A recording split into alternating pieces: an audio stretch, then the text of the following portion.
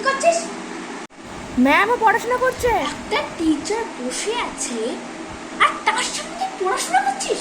আর লজ্জা লাগে না? যা বেরো ক্লাস থেকে, ঘুরে বেরো। এত কষ্ট করে বাবা মারা স্কুলে পাঠাচ্ছে বসে থাকার জন্য, আর তুই এখানে বসে পড়াশোনা করছিস? এত পয়সা তোর পেছনে খরচা করছে তুই পড়াশোনা করার জন্য? চুপচাপ বসে থাকা বেলা এখানে বসে পড়াশোনা করা? বাবা মার এখানে খবর গেলে কতটা বাজে হয় বলতে কি? মেধাবী কোথাকার, স্টুডিয়াস কোথাকার, বাবা যদি জানতে পারে তুই স্কুলে এসে লুকিয়ে লুকিয়ে পড়াশোনা করছিস, কতটা খারাপ লাগবে।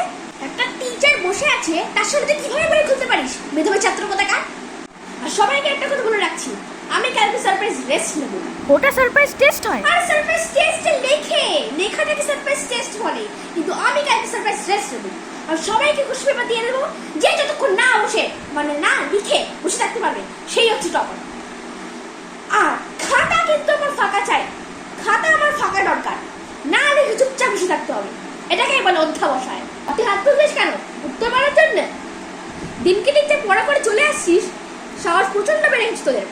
মা বাবাকে জানাতে হবে। আরে এটা কি লাঞ্চ ব্রেক? না ম্যাম।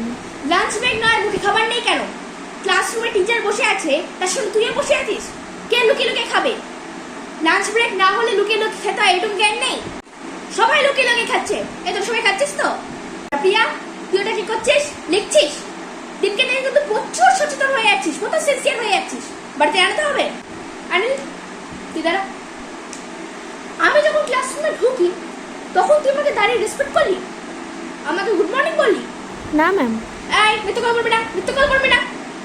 সবাই যখন বসেছিল তুই একা কেন আমাকে দাঁড়িয়ে রেসপেক্ট করলি? বাড়ি থেকে কেন আমার টিচারকে ডিসরেসপেক্ট করতে হয় সেটাও শেখায়নি? বাড়ি থেকে এইভাবে বাবাকে রেসপেক্ট দিস? তুই তো জানিস আমার রেসপেক্টের অভ্যাস নেই। আর তুই ক্লাসে কেউ কোনো নিয়ম মানবে না, নিয়ম যে ভাঙতে হয়